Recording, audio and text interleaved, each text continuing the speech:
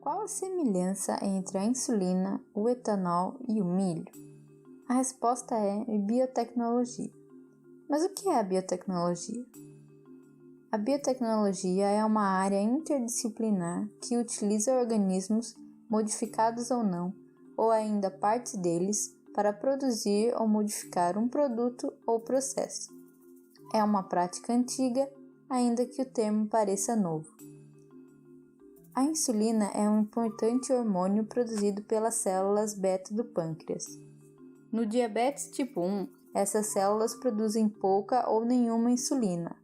Então, quando a pessoa ingere açúcares, não há hormônio suficiente para mover a glicose da corrente sanguínea para o interior das células.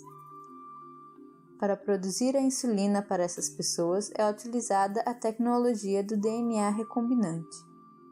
Nessa técnica, uma parte do DNA de uma célula humana é retirada e colocada numa bactéria. Então, a bactéria irá produzir aquela proteína que estava codificada no pedaço de DNA inserido. Assim, teremos a produção da insulina humana por outro organismo.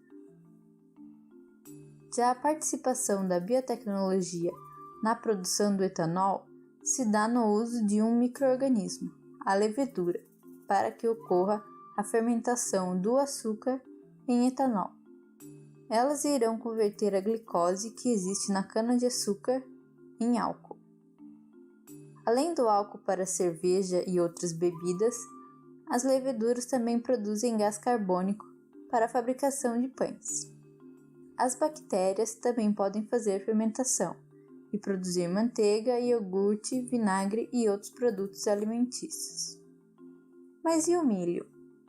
A participação da biotecnologia no cultivo do milho e outras plantas se dá pela modificação desses organismos.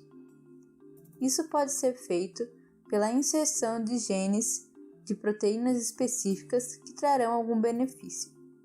Esses genes podem vir de plantas muito parecidas com a original ou de outros organismos bem diferentes. O milho BT é um exemplo. Ele possui um gene para uma proteína original de bactérias do solo, a delta-endotoxina, que não é tóxica para humanos.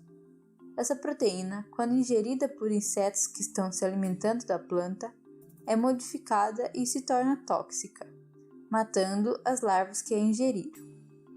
Com a inserção desse gene no milho, diminui-se a necessidade de pulverizar a plantação com agrotóxicos.